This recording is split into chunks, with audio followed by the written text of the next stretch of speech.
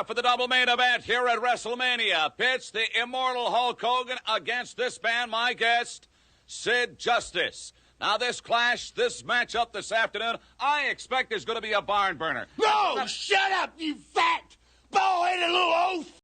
From West Memphis, Arkansas, weighing in at 318 pounds, he is former two-time WWE champion, Sycho Sid! See, the game is simple. Two men enter, one man survives, and the one man you were looking at him. What happened at Royal Rumble? It was simple. I was the last man standing. I would be the world champion. Now, what you did, Jack Tunney, was bogus. As I leave this dressing room, and I stand in the ring, and you walk down that aisle, you remember one thing, that I am the master. And all above here they will be, and even at the highest seat in the roof. I know that look. And that look, it says it all. It says, Sid, you are the man, you are the master, and the ruler of the world.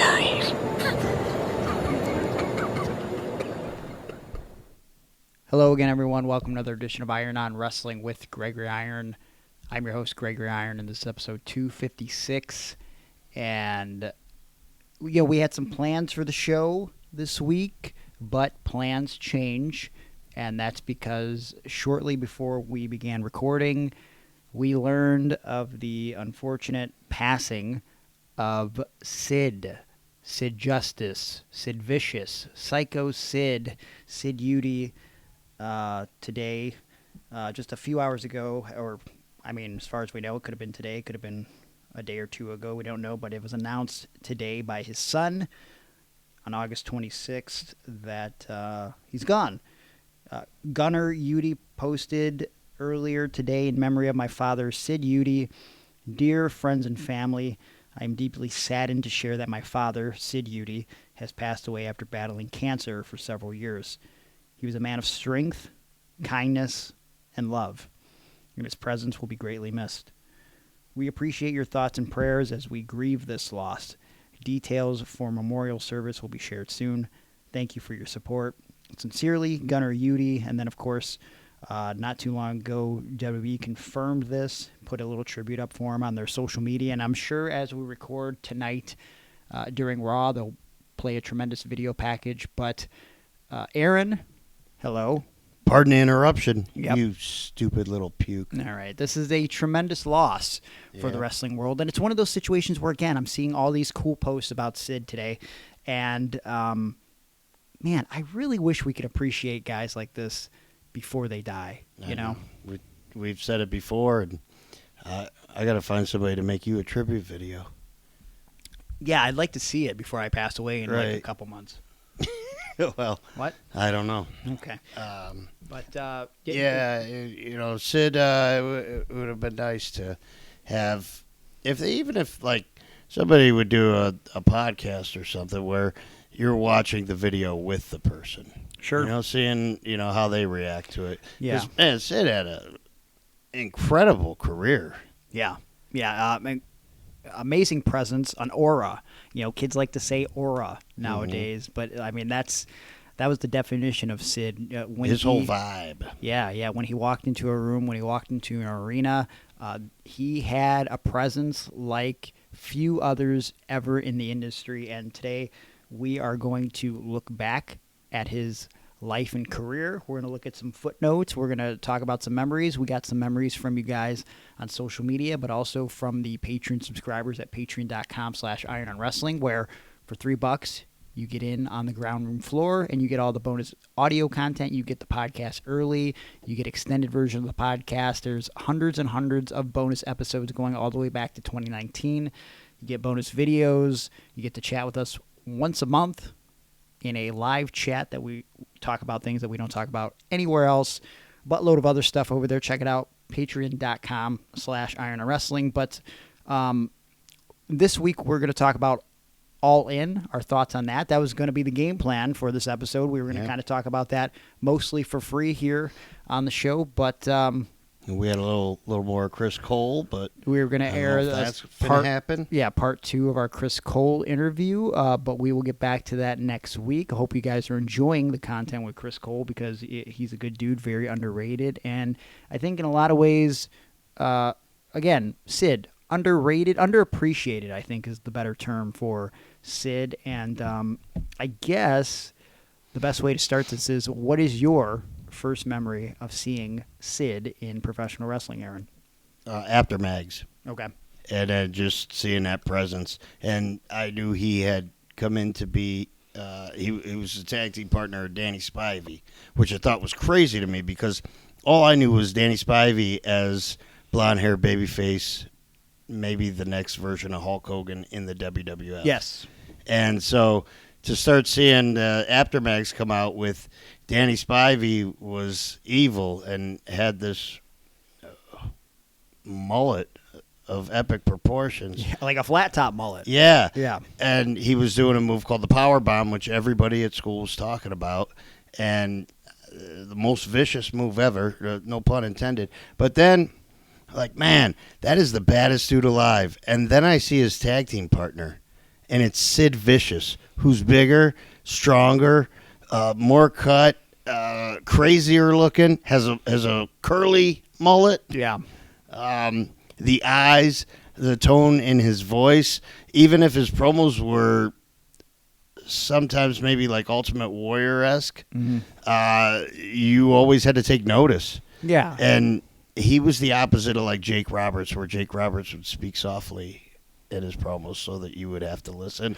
But Sid commanded that attention by screaming because you were, through the TV, I was a little nervous. But you know what? Like there was something about Sid's promos because sometimes, he did do the scream, but also he did the calm, almost collective in like a psycho way, like gritting through his teeth, where it's like he's yelling at you and you're scared, but then all of a sudden he brings it down. Yeah. And he's talking like this, and now you have to really listen because it's like, what is this guy's a little off? You know what I'm saying? Like even before they started calling him Sycho Sid, I remember watching WrestleMania 8, and as he's walking to the ring, Gorilla Monsoon saying like, this guy, they should be calling him Sycho Sid because of the way he was acting with the stuff with Hulk Hogan, and we'll get to that. But his catchphrase, I believe, at the time was, "Do unto the man as the man would have done unto you. Yeah.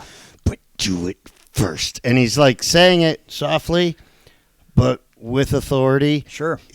Through his teeth, and then when the pitch rises and he starts screaming, "I'll kill you, Hogan!" Yeah. Whoa, what? So when you first see Sid in NWA, WCW, obviously he's a bad guy. Did you immediately dislike him, or so you immediately thought he was cool, like the majority of the viewing audience? Because no matter what, because he had the best body, and I was looking to have a good body. I wanted to have big muscles. He had the biggest muscles, it seemed like. Yeah. He looked like he was the evil version of Hulk Hogan. Okay. With more hair. Yes. Yeah. So we'll talk about it because like it was hard to hate Sid even when he was a bad guy because of that presence, because of that aura. What do you think my first memory of Sid is? Because of our age difference, what is it? It has to be him as Sid Justice coming into the WWF. Yeah. Basically SummerSlam 91. Like I remember like he comes in before SummerSlam in 1991. They have like video packages for him. And I don't really remember knowing at the time why he was the guest referee at SummerSlam 91. Yeah. I mean, I love SummerSlam 91, and I knew most of the build-up, but I don't remember why Sid was the referee.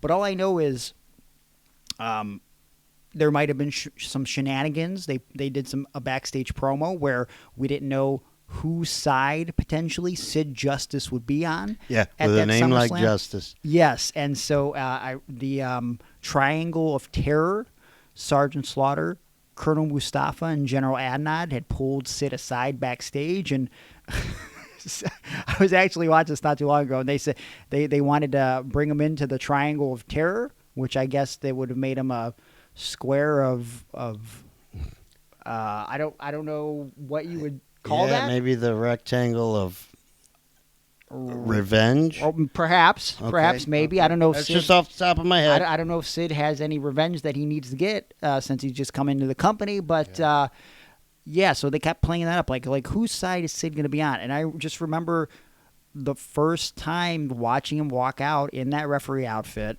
in Madison Square Garden. It's like, man, MSG loved him, okay? And I wanted to see him wrestle. I wish, and I didn't understand why. Like, why can't this guy just team with Hogan and Warrior? Because it's 2-on-3. Yeah. Why is he even the ref? Right. Like, you know what I mean? Like, why was that even that dynamic? I have to go back and, like, maybe figure that out in the build-up to that. But it's like, it would have been much better if it was 3-on-3. Because I think maybe they wanted to cast doubt in the people's minds to sell the pay-per-view that Hogan and Warrior would just win.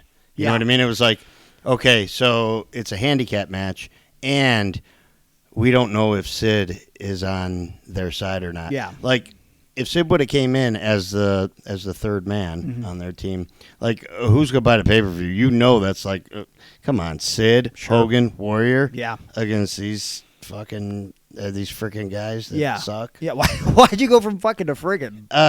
You said something about YouTube last week. Well, we're about 10 minutes in now. Us. If it's in like 45 seconds or something, then okay. they'll fucking take our money away, which is a struggle right now. But the thing that I remember most from that match is the aftermath of once Hogan and Ultimate Warrior victorious, the pose down. This is one of the first times. This is one of my earliest, most vivid pose downs where someone else awkwardly did the pose down with Hulk Hogan.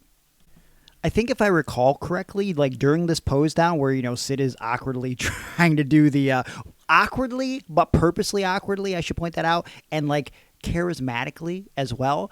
He's trying to do the Hogan hand cup to the ear, and he's doing the poses. And as a kid, also, was this always ever something that bothered you? How no one could pose exactly like Hulk Hogan? Yes, for sure. Like they were always like much more stiffer, and like the double buys were always like weird, and then like the most muscular was always like too tight and like There's quick. only one Hogan. You know what I mean? Like, but like what I remember is like Hogan helps make Sid in that moment. Not that he had to, but he like added to it by like ripping off that tank top that he's wearing so they could see the body. Yep. And like in that moment, I was like, this was like what I loved seeing with Warrior and Hogan. And like as I got tapes, Macho Man and Hogan when they were the Mega Powers, like it's like, man, I want to see like Sid and Hogan as a super tag team, and we never really got that because of like the Rumble and stuff. But like that's my first memories of Sid. But then quickly I grow to hate him because of, you know, the whole Royal Rumble thing where and then I liked him more. I was the opposite because you're a little older and you realize that I was like, wait stale. a minute, Hogan's complaining and he's a big whining. baby, He looks like a bitch. Right Yeah. All right, so we're skipping over some stuff. We're just talking about first. Wait, memories, real quick. Go ahead. Quick. Shawn Michaels in the pose down with Hogan. Oh yeah, when he turns, he hits him with the super kick. Sure, yeah, I just watched that recently too. Yeah, me too. And it's Shawn does a couple little weird things that he adds in that are maybe like of his own. Yeah. But him cupping his ear was cool, and them going to each side. But Hogan's really like at his peak for his posing. Oh yeah, I love that one. And the Savage after he beat Savage at WrestleMania 5. Yeah, I thought that was one. classic. But that's go a great ahead. one. I always enjoy This is WrestleMania about- 7. This isn't about Sid. Yeah. So let's kind of go from the top, and then like as we progress, we're going to talk about some of your guys' favorite memories of Sid that you posted on social media. But Sid was a 6-time world champion, winning the WWF Championship twice, the WCW World Heavyweight Championship twice, the USWA Unified World Heavyweight Championship twice. In addition to world title success, Sid held the WCW US Heavyweight Championship once, among other accolades. During his tenures with the WWF and WCW, Sid headlined multiple pay-per-views for both organizations, main eventing WrestleMania 8 and WrestleMania 13 in 1992 and 1997, respectively, as well as Starrcade in 2000. Sid entered wrestling after an encounter with Randy Savage and his brother Lanny Poffo. After being trained by Tojo Yamamoto, Sid made his debut and teamed with Austin Idol and wrestled the team of Nick Bockwinkel and Jerry Lawler. He then adopted the masked wrestler persona known as Lord Humongous. Now, have you ever gone back and watched any of that stuff? Because I'm a big Memphis fan, but I've never taken the time. I've seen the photos and everything, little short clips, but I've never gone back and watched any Lord Humongous stuff. No, I think he worked with Dutch Mantel, right? I believe so, yeah. That was a feud. And then I remember his USWA run with Jerry Lawler. I think they traded the title back and forth. He began his career in Continental Championship Wrestling in 1987 under the mask. On Christmas Day in 1987, he won the NWA Southeastern Heavyweight Championship, going to be the final title holder. Later, he turned fan favorite after rekindling a kayfabe childhood friendship with Shane Douglas, resulting in the two forming a tag team and capturing the NWA Southeastern Tag Team Championship. I had no idea that they pretended that Shane Douglas and Sid were like lifelong childhood friends. I didn't know that either. Interesting. He competed in New Japan Pro Wrestling, where he challenged Fujinami for the IWGP Heavyweight Championship under the name Vicious Warrior, but was unable to win the title. Sid made a brief stint in World Class Championship Wrestling, where he adopted one of his most notable ring names, Sid Vicious, which he took from the punk rock musician in the same name who played bass from the Sex Pistols. I wish I knew more to that backstory other than he's just like, yeah, I'm just going to steal someone else's name. I'm Sid and I'm Vicious. Yeah. Because I thought Sid Vicious was the coolest name, and then my dad was like, that's like a dude in a punk rock band. Yeah. I'm like, what? And he's like, all wrestlers steal everything. He's like, everything is stolen. Every name. More than you know. They Yeah. steal from your bag, too. Yeah. You got to watch your gear bag. Yeah. So I liked when he changed his name to Sid Justice. Yeah. Even though it's not as cool as Sid Vicious. Sure. But Sid Vicious was already some dude. Yeah. Like a skinny punk. So, obviously, I knew him as Sid Justice first, but then, so I don't figure out that he's Sid Vicious until I discover my grandma has a tape of Wrestle War 91. Oh, okay? the wild thing. No, Or Wrestle War 90 92 was the wild thing. 92, I'm sorry. Okay. Wrestle War 92. Okay. And they do the, no, is it? It's 91. Because that's in February of 91. Yes, so that's before he comes in the WWF. So February of 91, Wrestle War 91, he's in the War Games match. He does the powerbomb to Brian Pillman. So for some reason, Right, that wasn't Super Brawl? No. That was Wrestle. Okay. Wrestle War. And so for whatever reason, I find the tape, and I don't rewind it. I just put it in, and it's right on the cage match, and it's right on the spot where Sid's in the ring, and I'm like, wait, what? The WCW? This is my first discovery of WCW, and I'm like, why is Sid in this thing called WCW? And he picks up Brian Pillman, and he bumps his head on the top of the cage, and then he power bombs him down, and I had never seen like a crazy looking cage match like that. At the time, I'm accustomed to the blue cage, and so like I'm discovering that there's something else out there at this point, right? And then somewhere along the way, my first set of trading cards is the WWF WrestleMania cards around that time. So it's like it highlights WrestleMania 1 through 6. But my dad also picked me up WCW trading cards, and that's where I discover like Sid Vicious. Why is his name Sid Vicious? And I thought that was a cooler name than Sid Justice. But then I find out that from my dad that Sid Vicious is a punk rock guy's name too. So I'm like, oh, that's weird. Why is that even allowed? And to this day, I wonder, why was he able to just get away with that? Like, what if someone just called themselves Axl Rose? That would be an issue, right? Like, well, I mean, being punk rock and back in the day, I don't think that they were concerned with trademarking names. well, he was also dead at that point, but Okay, I mean, yeah. but I'm sure, But he like, probably never trademarked it, so like his family had no beef with it, I guess. yeah. That would be my guess. 1989, Sid signs with WCW and retained his Sid Vicious ring name. He made his televised debut in WCW by defeating Dwayne Bruce, who most notably trained Goldberg later down the line, but he did a lot of jobs through WCW through the years. This was on June 17th, 1989, on an episode of WCW Pro. Originally slated as a singles wrestler, Sid was eventually paired with Danny Spivey to form the Skyscrapers. Managed by Teddy Long, the Skyscrapers feuded with the Steiner Brothers and Peanut the Road Warriors.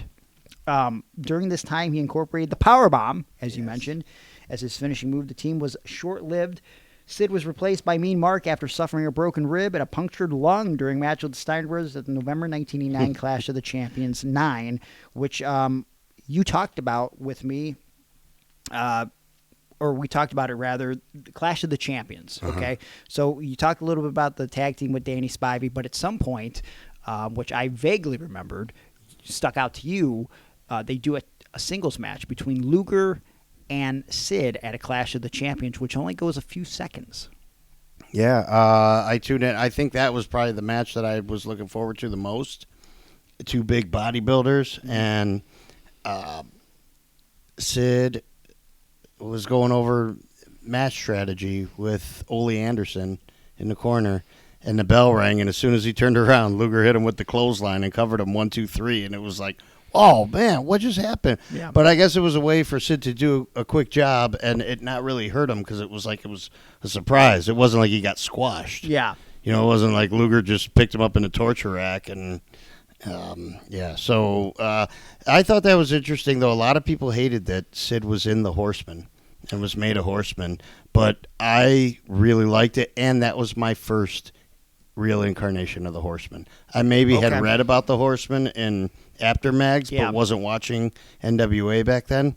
And Flair, Arn, Ole,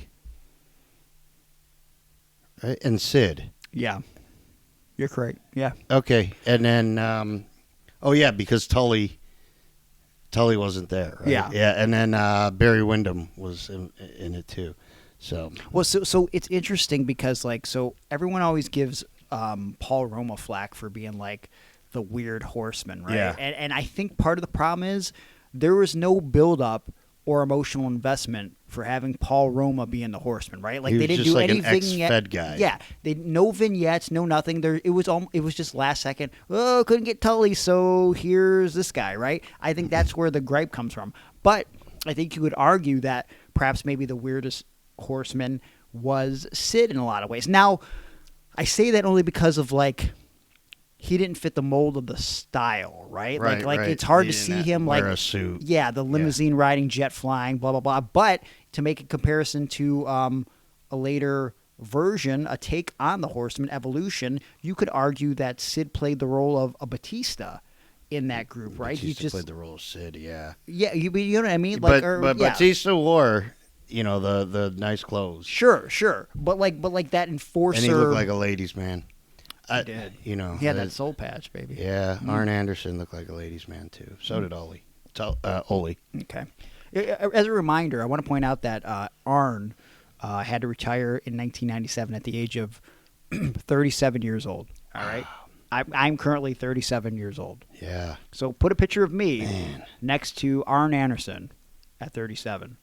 And Arn had already been working for 20 years. Yeah. Or at least it felt that way. He started 85, technically, right? I think it was before that, though, because he was maybe Marty Lundy. Maybe a little bit. So maybe a couple years before that. So and then when Ole took a look at him, he was like, "Oh, you're going to be an Anderson." Yeah. Oh, you look bearded and balding like me. Okay, yeah. Like half of these guys on the roster. Yeah. How old are you, kid? 45, 50? He's like, I'm 28 years old. So that version, what sticks out to you as far as Sid memories with that early version of the Horseman? I guess Halloween Havoc right away with Sid versus Sting. Yeah. And then I couldn't believe what I was like, wow, Sting went for a body slam and just got pinned by Sid. Sid's the new world champion. And then Sting came out, and we could tell it was Barry Windham. It blew my mind. Now, right off the rip, the first time that I see this, I can't tell it's Barry. And also that's commitment. That Barry cut his hair to where so he had to look like flat top surfer Sting. Right. Pretty crazy stuff. And so and that's the first time that Sting got impersonated or imitated. Yeah, that happened quite a few times. Right. Yeah. And so here's the thing. Sid was always booked as a bad guy during that run, but I can't remember which Clash it is. But a few years back, going back and watching all the Clashes, whatever it was that they debuted, him and Spivey, they're obviously supposed to be the heels. But every time Sid gets tagged into the ring, the crowd loses their mind. And I think in a lot of ways, that is the story of Sid's career. You can't help but be mesmerized by this guy, because even for the time where bodybuilders and big guys are becoming the thing, there's just something about Sid, a tangible, that he has that other people doesn't have, and it's something you can't see. You know what I'm saying? Like you could see this package, but like there's something else that's like you're just drawn to him. It's everything though. It's the charisma, the look, and then the athleticism. Yeah. What did you think of his hometown at the time in the Horsemen, of being from wherever he damn pleases? Anywhere he damn well pleases. Yeah. I thought that was crazy. Yeah. And I liked it, but I also thought, how do they get away with cursing like saying that? the damn? Yeah. Because I remember, like, again, for me, like, my early memories of wrestling where it's like when Bobby Heenan would be like, what the hell, ring the bell? I'm like, hell's a bad word. Yeah. Or you knew Heenan damn was evil. Oh, man. Like, that's so, but, like, again, so kind of like Braun Breaker right now. No one wants to hate him because he's just like too cool and too much of a badass. Like you got a guy looking like Sid come to the ring, and when they ask him where he's from, he says, wherever I damn well please. Yep. How can you dislike that? Yeah. That's not a bad guy. You know what I mean? Yeah, like, that's the start of, that's him. Okay, we're going to start you off as a heel, but, this is going to have to change soon. Well, it's like you talk about, like, everyone talks about, like, the 90s. It's like the era of the anti-hero. But, like, I feel like in some way throughout time, even though, like, wrestling is built on like baby faces, a good, clean, smiling, happy baby face, and villains, heels. I feel like throughout the course of history, like even in movies, like there's something about the anti-hero. Like you go back, you gotta like a contrast. Like go back to like Clint Eastwood. You know what I'm saying? Like we're going that far back. It's like he, in a lot of his movies, he wasn't like a straight up good guy. Like there was some dark shit involved with like a character like his, and it's no different. So if we want to talk about like anti-heroes in professional wrestling, Sid could arguably be the first anti-hero. And I just remember thinking, Sid was a horseman, and I saw maybe the cover of the Aftermag, and there was a check written out from Ric Flair to Sid Vicious for $1 million. Okay. To have joined the Horsemen or something. And I thought, man, this is going to be incredible when Sid has enough of Ric Flair's shit. Yeah. And he rips up the next check that comes to him and gives Flair the power bomb. Mm-hmm. It's going to be crazy. And then we never got that. Sid ended up going to the WWF. Yeah, so I'm looking at. I bet it didn't take them long to, Vince took one look and was like, "Oh, that's my guy right there." Yeah, that'll be my next Hogan. Well, that was always the conversation, right? It's like the scuttlebutt was he comes to Sid and it's like, "I want you to be my next Hogan." And he's like, Sid was like, "I don't want to be a babyface." Yeah. Like that's crazy to think about. It's like here you have Vince McMahon who's like put his stock all these years in Hogan. He has that shift for 1 second for the Warrior, and he realizes that doesn't work out, and he goes right back to Hogan. He's like, "I want you to be my next Hogan." He's like, basically like, "No, thanks. Yeah, I'm good." What? That's wild. Yeah. So the end of his WCW run, from according to Wikipedia here, because again, I'm not very versed, knowledgeable in my early WCW 1990s stuff, but. The Horsemen split begins in April of 1991, during which time he entered negotiations with the WWF. Despite a huge contract offer and a promise of a world championship run, Sid announced his intentions to leave WCW. Before departing, he had a short feud with the 7'7" how did you say it? El Gigante? El Gigante, okay. That ended with his loss to the Giant at Super Brawl 1. You know what? I don't remember that match. But I don't know if I want to remember that match because I can't imagine it was anything to write home about. Nah. But it was a spectacle. It was like Sid was the biggest guy. Well, yeah. And then you get this El Gigante, and they were hyping him. I remember on Turner's Network, TNT, they had done a special on this basketball player that Ted Turner found. Okay. And had sent him to a wrestling training camp, and he trained, and I was like, there's no one ever going to beat this guy. Yeah. I can't wait till he faces Sid. And he's 7'8", or whatever he was, a 7'6" or something they were saying.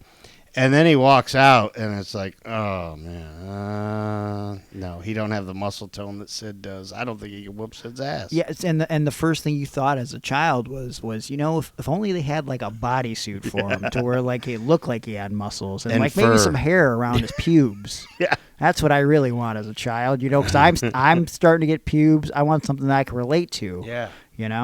That would really be a game changer for me.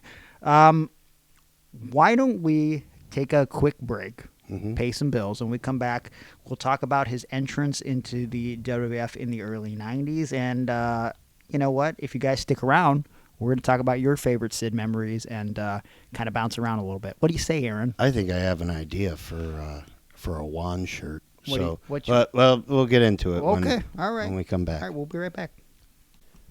Okay, so you told me that you had you have a design idea for Juan Ortiz and Of the Dead Designs involving Sid.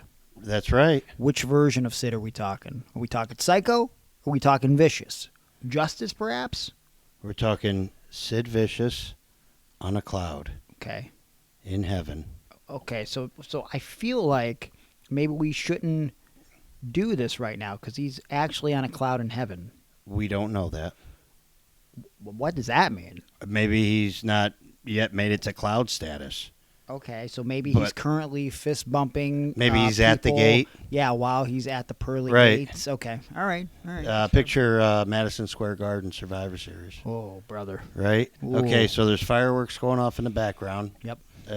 In heaven. Okay. And he's on the cloud. Who sets off the pyro? Hold on, that's Sid Vicious. Now on the other side, and the second cloud, is Sid Justice. Wait a minute. So, are you trying to tell me that his alter egos have separated from within his body, or is this Sid Vicious from the punk band? No. Sid Vicious, the NWA WCW wrestler. Okay. And Sid Justice, the WWE wrestler. Okay, so I've never heard of a situation where a person passes and then their multiple personalities split into different Have souls. you ever seen the Marvel movies? It's like the multiverse. Okay, so you're telling me that in multiple timelines, Sid's different iterations have passed at the same time. Yes. Now they're each on a cloud and they're fist bumping each other. Okay, Juan Ortiz and Of the Dead The only Designs. man that could make this happen in a design, Juan of the Ortiz. I hope you're following this because it's a lot happening. So apparently, Of the Dead Designs has to attempt to create a shirt like this with all of the iterations of Sid meeting and fist bumping simultaneously. I would imagine that more pyro is going off as the fist eventually touch dramatically. Right. Okay, so there's pyro in the background. There's two clouds. Does fist bumping each other. Does Sid have like a big dong as Sid Vicious like he does in the original vintage Sid shirt where he's wearing the singlet? Okay, So again, make a notation of that, Juan. I have faith that you could do this because Juan Ortiz and Of the Dead Designs has been creating a plethora of merchandise for professional wrestlers and other individuals for the past 20 years. What? Not the Millennium Man, though. Millennium Man's not Millennium Mam. Millennium Man is not involved. No. Why not? He didn't make it. What? He's still in purgatory. So they're not sure what they're going to do with him. Millennium Man Sid was pretty whack. So, But is that the one where he went on the run? He was going to be Goldberg's streak? Yes. Yeah, they're thinking about putting him in hell. So... Okay, I don't like this. Yeah, so he's not up there yet. It's just those two Sids. Seems pretty tasteless, but you could taste the flavor of a great design from Juan Ortiz and Of the Dead Designs. He's made shirts for various champions within the industry. You'll see them on TV right now. He's made a design for them, but he can also make a design for you at an affordable price. So, if you want to do that and get an even more affordable price, mention Iron On Wrestling, and you're going to save $20 on your first design. Wow. What a deal. So, what are you waiting for? Reach out to our good buddy and longtime friend, Juan Ortiz and Of the Dead Designs. Right now, follow on Instagram. Send him a message there if you want, at Of the Dead Designs. Facebook.com/Of the Dead Designs, or go to his website, ofthedead.weebly.com, because Of the Dead Designs is bringing artwork to life. But what's keeping my fitness life going is TNT Health. You know who's in good shape Who's that? for the majority of his career? Sid? Yes. Was it because of softball? Or Quite possibly. do you think he was talking with Mike at any point from TNT Health? Probably when he broke his leg. Okay, wow. Mike helped him recover. Interesting. I have that from a source. I'm getting word in my ear right now. I did not know that factoid, but apparently I know for a fact and very truthfully that TNT-health.com has been helping Aaron and I on our respective fitness journeys as we truck along. And, I love using the creatine from TNT-health.com. I like using the glutamine. It's been helping my muscle recovery, especially since I've only been back in the gym for about a week now, recovering from my busted ribs. But I'm feeling good, feeling great, and I don't know if I could feel that way without TNT Health. What about you, Aaron? What are you taking right now? No, I'm still the Rad 150. So I'll be on that for the next, I believe, 5 weeks. Okay. I'm going to do a 6-week interval here. Okay. And I'm going to be looking like the most vicious version of Sid you've ever seen. Well, there's a lot of vicious and delicious products over at TNT-health.com. It's absolutely free to look, but I guarantee you that you'll see not only some supplements that you'll want to invest in, but if you do so absolutely free of charge, you get not only the supplements, but you get results and the feedback and the hand-holding from Mike every step of the way. Not literally, but metaphorically speaking. He will guide you to your health and wellness goals to the best of his ability. And who do you know at GNC or Vitamin Shop that's giving that sort of service along with the product? He's not just selling products, he's selling results.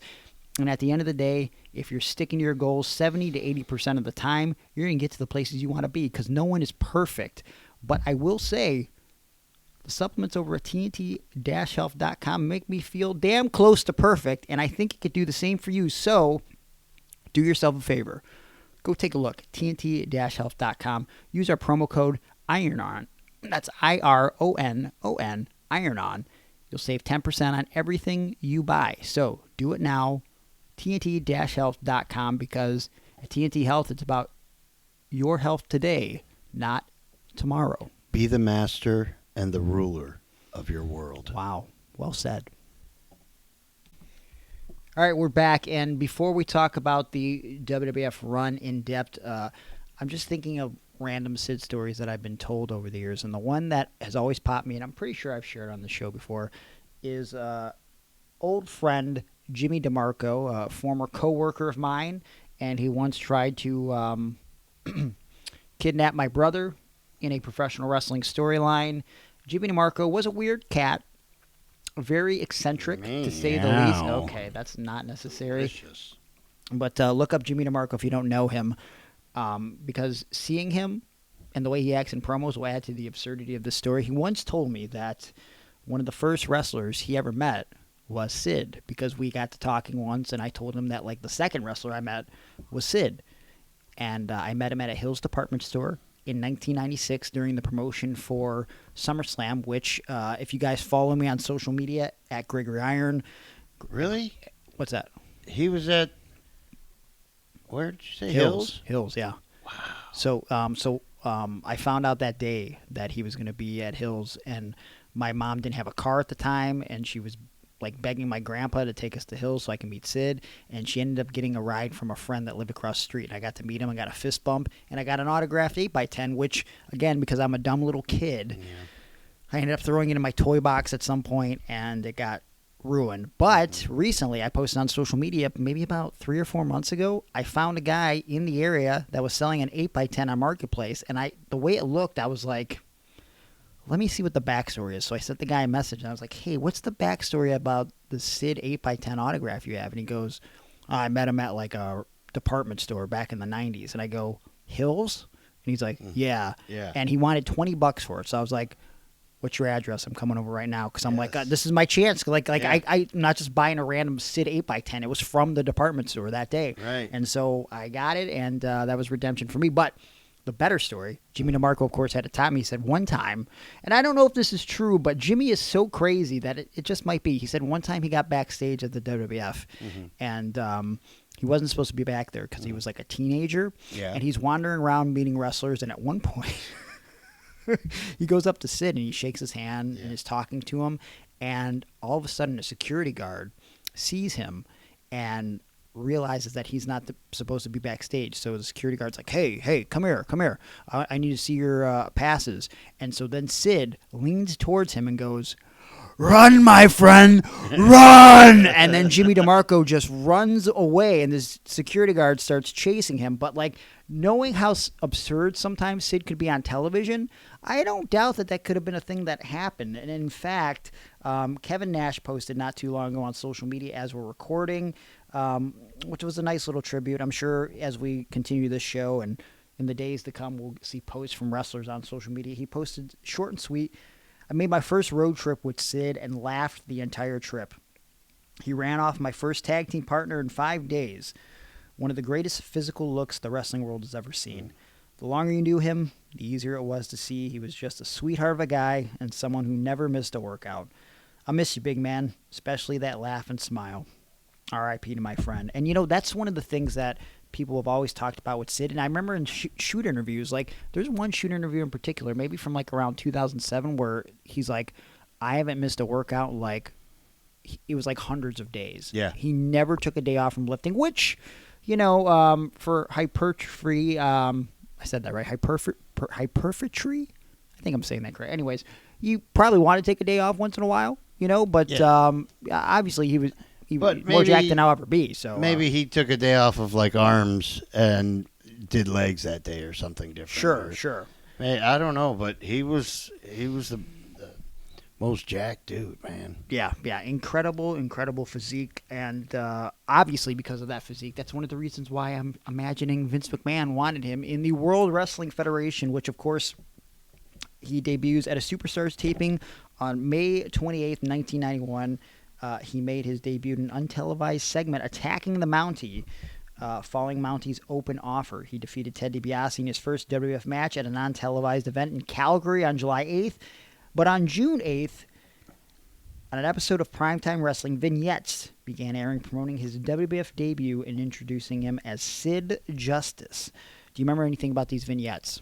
Yeah, they were just they were exciting to me because I was excited that Sid was coming. You knew who he was, yeah. But they were nothing special. Yeah, it was just basically talking promos. It was nothing like, if you're thinking about the vignettes of the time with like a Dusty Rhodes or a Ted DiBiase or anything like that. It wasn't like that. It was just like simply introducing. But like, again, you didn't need anything special for Sid because his look was intriguing enough. On the July 20th episode of Superstars, Sid debuted on WWF television, was announced as a special guest referee for the main event of that year's SummerSlam. So really no build to that. So I was trying to remember what the build was. There really was none. There wasn't. Did we need it? I guess not. He would be the referee. I was wondering, like maybe Sergeant Slaughter and the Triangle of Terror or whatever, maybe they attacked a bunch of referees every week or something, so they needed somebody to come in. And that would have made sense. Yeah, but I don't remember any of that. I just remember him just being appointed referee. He was the referee for that match, and he did the pose down with Hogan. But the real moment for Sid comes after SummerSlam, after the show's off the air, as he ends up saving Randy Savage and Miss Elizabeth from an attack at the hands of Jake Roberts and The Undertaker at the newlywed couple's reception when, in one of the gift boxes, Jake had put a snake. Wow. Not just a snake. I think it was a king cobra. Mm-hmm. Yes, a big king cobra, and Sid helped come to the aid of them and run him off. And he has his first televised match with Kato on September 21st on an episode of Superstars. I'm sorry, if you were Lord Alfred Hayes, you would say Kato. Kato, I'm sorry, I apologize. Well, I'm not. Oh. I'm not of British descent. But things start to go off the rails pretty quick for him because in a match with Roberts along the path to Survivor Series that year, Sid ends up injuring his bicep, which forced him to miss the pay-per-view, which he was originally announced for. And again, we've talked about it on the show. Survivor Series 91 was a memorable pay-per-view for me. All of the pay-per-views from 91 are very memorable because it's like my first landmark year as a wrestling fan. It's the first year that I remember vividly. But in retrospect, that Survivor Series is not good because because of the Sid injury, they end up doing like a 6-man Survivor Series match. That's instead of right, 4, which is already weird because they were 5. We're used to 5, but Teams now they're of doing 5. 4 that year for whatever reason. And it kind of sucked at the time that Sid was out because I was like, I wanted to watch him on television as a babyface. And I wanted somebody to replace him. Yeah. I why did wanted they it to do be that? 4-on-4. Yeah. They could have done they that. had a big roster. Maybe they felt everybody would have been a letdown, but I what guess. the letdown was that it was a 3-on-3 Survivor Series match. Yeah, it was Weak. kind of lame. However, Sid does return at the famed WWF 1992 Royal Rumble, and this might be Sid's finest moment. The beginning of this run in the WWF for Sid, as he listen. You go back and watch the video footage now. There is boos for Sid, canned boos, and canned cheers for Hulk Hogan. But if you watch that live, if you ever see the live feed of that event, they hate Hulk Hogan, and they absolutely love Sid Justice when he eliminates Hulk Hogan, which didn't do anything wrong. He was just picking his spot. Him and the Nature Boy were having a little tussle there. Sid's just biding his time, comes on over and just topples old Hogan out of there. And Hogan throws a tantrum, and eventually he ends up grabbing Sid by the hand and pulling him out of the ring with the help of Ric Flair, kind of flipping him over the top rope. Yeah. And the crowd was very pissed off. Listen, I think they were very happy they got Ric Flair, but I think they would have been also equally, if not more happy, if Sid would have randomly won that because, again, no one wants to dislike Sid. Yeah. It's just not possible. Yep, and it started there. Hogan's downward spiral started slowly there, I believe. And I remember being in school, and this guy come up to me, Mark was his name, oddly enough, and he said, "The Royal Rumble, you saw it?" And I said, "Yeah." And he started cutting his promo in the locker room. And he said, "And now you have Sid Vicious, and he'll be going against Ric Flair and Hulk Hogan." And I was like, "What?" And he goes, yeah, Hogan's definitely a bad guy now. And I was like, "No, he's not." Yeah. He was complaining, but he's not going to be a bad guy ever. Yeah. And he's like, "Oh, you're crazy." He told me I was crazy if I thought that Hogan was the babyface in this situation, which I didn't. I just didn't see Hogan being a bad guy. Sure. Well, I think that would have been interesting. I mean, he did pitch in 1990 that he was to become Triple H, Hollywood Hulk Hogan, and turned heel. So I would imagine that it probably hasn't surfaced yet, but he probably tried to pitch that again with Vince and said, "Come on, brother, this Hollywood Hulk Hogan thing, it's going to be money, little dude." And but yeah, I think it's fair to point out, too, that, again, they had to not only edit the crowd reactions for this Hogan-Sid situation, but they edited the commentary because at the time, Gorilla and Bobby Heenan were kind of questioning Hogan's actions, like the way he was acting. Like he was clearly in the wrong for what he was doing. And then they go back and they dub new commentary for the home video release and everything. So very interesting situation. And it is one of the first iterations. I do believe that it might have started a little bit earlier than that, though. Because if you go back and watch Survivor Series, they definitely love The Undertaker, and they're not too crazy for Hulk Hogan, and rightfully so, because Undertaker was getting super over. Again, it's the era of the anti-hero, okay? We don't acknowledge it, but, Undertaker was too cool to dislike, right? And so... and those two, one replaced the other in the skyscrapers. That's also true, yeah. And, of course, they'll end up meeting in the WWF soon enough.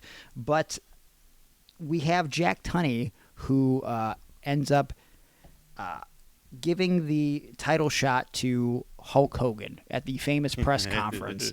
Following the Royal Rumble, Ric Flair wins the vacant WWF Championship, which of course was vacated because of the controversies between The Undertaker and Hulk Hogan. Then we have that press conference that airs on Superstars of Wrestling. And I remember watching it and being completely pumped that Hulk Hogan was going to be the number one contender. However, there, if you look at that press conference from the time, man, if you would have picked any of those guys, I would have been pumped to watch them against Ric Flair. And it's like, again, peak fandom. It's like my favorite versions of all those guys, like Macho Man with the big cowboy hat and Piper with the long hair. Version. I love Macho Man. But again, we're different times, so that's what I grew up on. For me, it was the stars on the trunks, and the big robe for Macho Man, sunglasses. When again, like I didn't care at the time because I'm just like, haha, you didn't win. But it's one of my favorite things to look back on. Sid's reaction when Jack Tunney goes, and the number one contender at WrestleMania 8. Sid starts to stand up. Yes. Hulk Hogan. And then Sid crumples down back into a seat, crumbles the paper in his hand, and the promo. Jack Tunney. That was bogus. Yeah. The most bogus act you've ever pulled off. And see, that's what I'm talking about. The promo. Yelling, gritting his teeth, talking through his teeth. So you got to listen to him. What is it, because I'm not some big movie star like Hulk Hogan? Not acknowledging that his big movies were Suburban Commando and No Holds Barred. He was in Gremlins 2 for a second. I think that's it at the time. You could tell that Sid is not a very happy camper, and so it's going to be Ric Flair and Hulk Hogan at WrestleMania, and we don't know what Sid's going to do, but somewhere along the way they decide that the Ric Flair and Hulk Hogan thing may not draw as well, not doing so good at the house shows, and so they end up pivoting, and they do Savage versus Flair, and then of course we get Hogan versus Sid, only after it is set up on one of the last Saturday night's main events of the time. The first one to air on Fox, I believe. Yeah. And it's a tag team match. Ric Flair and The Undertaker versus Sid and Hulk Hogan. And I had this one on tape, and I watched a lot. And I couldn't believe my eyes when Sid, who had forgiven Hulk Hogan, I was getting my new Mega Powers moment. Yeah. Everything was good, water under the bridge. Hogan's desperate for the tag. He's reaching, and he's crawling, and he's reaching. And just when he's in fingertips reach, Sid, who looks, I could still see the look on his face. He's like, I'm going to touch his hand. Nope, drops down. Yeah. And Brutus the Barber's at ringside. Yep. And Sid gets in Brutus's face. And Bobby Heenan's line. What's the line? I don't remember it. He says, Beefcake better watch out, or else it's going to be like a hockey game. There's going to be a face-off. Yeah. Because again, at the time, Brutus is recovering from that big facial injury from the parasailing accident, and very, very memorable stuff. This is going to set the stage for WrestleMania 8. I guess the final thing, which again is always memorable, is everybody talks about the Rockers on the barbershop, but the finale, the final barbershop, the thing that closed the whole thing down, was Sid on the barbershop. Destroyed that place. He destroyed the whole thing, and I never understood it as a kid, but when you slow it down and you watch it, because he ends up getting in the camera's face, and he's got like white, it looks like white powder all over his face and whatever. Oh, maybe it is powder. I thought but it's not. Yeah, it's shaving cream. So like as he's busting up the barbershop and scares off Brutus, he's like taking a chair to it. He ends up hitting like a real bottle of shaving cream that like ends up popping him in the face. Yeah. And like he's just covered, and it added to the psychotic visual. Like this is a guy unhinged. And so one of the comments I want to get to real quick from someone on social media, they said that their favorite Sid moment was a squash match with an individual by the name of Lee Scott. We had to look it up and watch it, so we'll get back to that in a second. But for me, I remember vividly the squash matches that he had in the build-up to WrestleMania 8 because he's taking these jobbers, beating the shit out of them.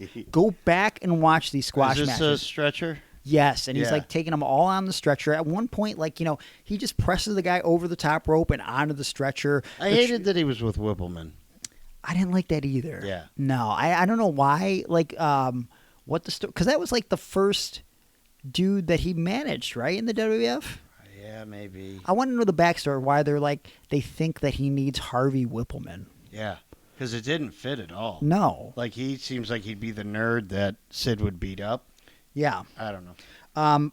Uncle Bobby actually talked about those stretcher incidents. He said, very fond memories of the months leading up to WrestleMania 8. Sid was rolling MFers strapped into a gurney down the aisle. They built him up so well in that feud. When he was into it, he had great matches. I'm also bummed. And, yeah, man, my sentiments exactly. Because I remember, there was at least the one incident where the guy was strapped to the gurney. Yes. And Sid follows him down. I think this might be the same guy that he presses over the top onto the gurney. So he already murdered this guy, okay? Yes. And then, so the guy's trying to get carted to the back, go to the hospital for the night. And Sid just rolls him back down, right back into the ring and starts beating the shit out of him again.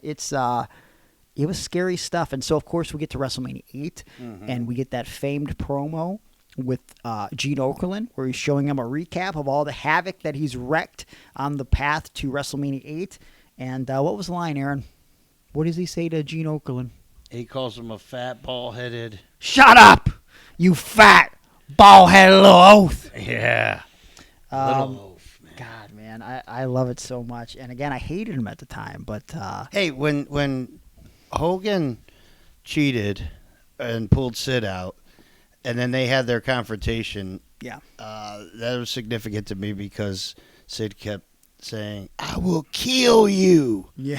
I will kill you. Yeah. And you never had that in wrestling. I was surprised. Yeah, that's wild that they didn't edit that out. Of course, WrestleMania 8, Sid main events the show and closes out with Hogan, though arguably one of the worst finishes in WrestleMania history.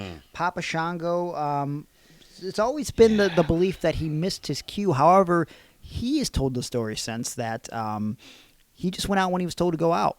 They said go out, and at that point it was too late. So that's Papa Shango / the Godfather story. But whatever the case is, in the match itself, you have to go back and watch. Hulk hits the big boot, hits the leg. He beats everybody to the leg. No one kicks out of that bad boy except for Sid. Yeah. Because Papa Shango probably should have been there at that point. Sid kicks out. And listen, what a pro to have enough sense to kick out in that moment. Or else it's just a clean finish, right? I mean, somebody tell him, hey, Shango's not going to make it. Yeah. I don't know. But the fact is, also, what a weak DQ, because Harvey Whippleman just jumps up on the apron and comes into the ring, and Hogan grabs him, and then the ref just rings the bell. It's like, what? Nothing even it's a happened. Hogan match. You know what I mean? Nothing even happened. And so, of course, we get the return of the Ultimate Warrior, and as we all know, the original Ultimate Warrior died, so they brought in this guy that was a little smaller and had shorter hair. Right, it was a Texas tornado.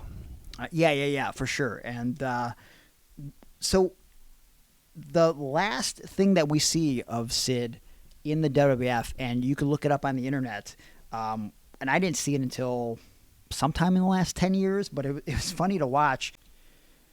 So after working with the Ultimate Warrior overseas on the European tours in April of 1992, during this feud, he wrestles Warrior twice.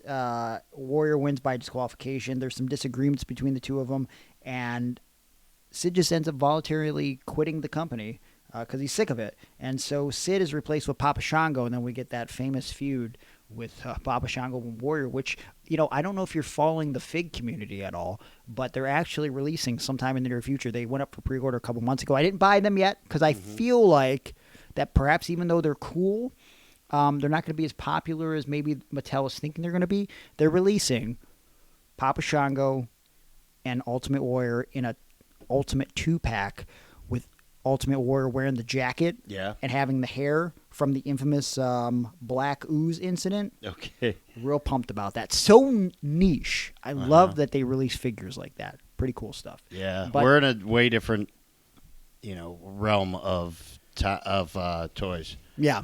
Where stuff like that. I mean, it's all collector now. Well, I think it was like a couple months ago. I don't remember the exact poll or whatever, but basically there are more adult men buying toys now than children buying toys. Like, obviously adult men are probably buying toys for their kids, but I'm saying like the market of like 18 to 34 males that are buying toys for themselves and not someone else. It's for the first time in the history of life surpassed that of men buying them for children specifically. So what a factoid. But I guess we're the first generation of like people that are like grew up on cool toys, and now we have our own money to where it's like we've made it acceptable to where it's like oh, I can buy this now because this is something I loved as a child, right? Because I feel like and I couldn't get it as a kid, or my parents wouldn't buy it for me as a kid. Yeah. Like I always wanted Sunstreaker, the Transformer. Okay, and then I think like he got written off and died or something like that. Oh no, R.I.P. Yeah, but I never got that toy, that vehicle, that Transformer. So you need Sunstreaker now. Yeah, how do I do that? There's probably one online, Internet, right? probably 100%. And then I don't know if they recreate them or not, but I really like the original, but I would settle for anything else. But I feel like our fathers grew up in a time where you had to be a hard ass, and like I think the only toy that I know that my dad played with was he loved G.I. Joes, right? Okay. But I can't imagine. I bet they didn't have G.I. Joe, though. I bet it was just like Green Army Men. No, it was G.I. Joe. Your dad? My dad, yeah, he had G.I. Joes. So like, but they were like the big G.I. Joes, right? Like the OG G.I. Joes. We grew up with smaller ones, Yeah, okay? But I can't imagine that they would have re-released the giant original G.I. Joes, say when my dad was like 40, he would have been like, fuck, I gotta buy this. Because his generation conditions would be like, no, you gotta be a fucking man. You can't buy toys, right? Yeah. And like we just stopped caring. Like today, I encountered a guy where I was like, geez, what a dork. Where he had like, he's like the same age as me, but he had like Yu-Gi-Oh tattoos and stuff. And I was like, Jesus Christ, like, dude, you're a grown man. Right. I'm like, now leave me alone. I gotta go buy some action figures off the internet, you know. So I belong to a Pokemon community on Facebook, and there's dudes that are posting their Pokemon tattoos. And like all up and down their arms, it's like the various characters, and yep, cool. what a time to be alive. Yeah, toys are great though. Yeah, I'm too much of a big fan. You're way into it, but see, you don't have children, and I do. Also so true. You know what I mean? Like when I bought toys for my kids, I bought them action figures because they were what I wanted. Sure, yeah, there you go. You guys like wrestling? Here, play with this one. You're gonna like it. Shawn Michaels? Yeah. We're getting off subject though. You know what? I do really enjoy the Sid Justice Hasbro. I mean, that is one of my favorites. He was always my big heater. He's in the blue? In the blue trunks, yes. Him and Rick Martel were my big heaters, man. IRS, too. I really hated IRS, so he was always one of my big heels, too. Wow. Top guys. Yeah. Sid made sense, but IRS and Rick Martel? IRS was good for me because he had his arm that stuck out so he could do the write-off. Yeah. That lariat. Yeah. So I did have him as a top contender for the Intercontinental title. There you go. Sid's WCW run in '93. Again, that's not something I experienced because I wasn't watching WCW. What did you enjoy about Sid coming into WCW in '93, and why was your favorite moment him and Vader on the beach? Oh, yeah, that was great. Yeah. They had a little person. British Bulldog and Sting were also on the beach. Everybody's in gimmick, except I think Sid's wearing flip-flops, and Vader is wearing, like, high-top, maybe Reebok pumps. Yeah, they look sick. Yeah. They, like, go with his gear all too well for some reason. And Harley Race is walking with him, and he's in a business suit. Yeah. Colonel Rob Parker. Oh. Yeah, I think they're both with him. Okay, yeah. Colonel Rob Parker's in his full KFC suit, and his KFC is Colonel Sanders outfit. Foghorn Leghorn. So good. Did you enjoy the WCW run at this time? Not as much as I did the initial, but anytime Sid was involved, I was glued to the TV. My favorite Sid WCW moment at this time is when the Shockmaster debuts. Oh, yeah. And just the uncensored reaction of Sid on that live episode Isn't of Clash he of the GD? Champions. Yeah. And he's laughing, and he fell through the wall, and yeah, man, it was just silly stuff. And of course, he was involved in that War Games match, and of course, they had to change the Shockmaster character to not a big fat guy with a Star Wars helmet on. So that was interesting. But Sid was supposed to be facing Vader at that year's Starrcade in the main event. But something happened along the way that caused us to change course a little bit, and that something would be him getting released from his contract because he has a little bit of an incident overseas with one Arn Anderson, and it's now very, very infamous at this point. He ends up going to Arn's hotel room. Arn answers the door, and he attacks him with a pair of scissors, stabbing Arn Anderson multiple times, and it's not a very good situation. That's wild, too. Yeah. Now we kind of skipped over it. Before this, previously, in his past WCW run, he attacked Brian Pillman with a squeegee, which is far less detrimental to one's health and well-being. Well, he wasn't going to make that same mistake twice. Yeah, and so if I'm going to get you, I'm going to get you good. We've never heard, I don't believe, not even on his podcast, Arn talk in depth about it. He did say that him and Sid have spoke since then, and everything's fine. I mean, they had to work together again in WCW, in the 90s and 2000s toward the end there. Ric Flair never went in depth about it on his podcast, which, Flair's podcasts were always a train wreck, but he did say that Arn was pretty bad off after that attack from Sid, and that was, I got to imagine if that would happen today, Sid probably would have never worked in the industry again. Hey, don't you think somebody would have pressed some kind of charges? You would think. Well, apparently, from what I understand, I think Eric Bischoff's talked about it a little bit. Both of these guys were in the wrong. Now, that does not justify stabbing with scissors, right, for sure. But apparently, this was escalating throughout the evening, and there was alcohol involved, and who knows what else could have been involved. But nowadays, guys just play video games. Yeah, probably a safer way to go. Right. Hey, do you think Tony Khan missed out on a big opportunity to bring in Sid? Yeah, as part of the Acclaimed.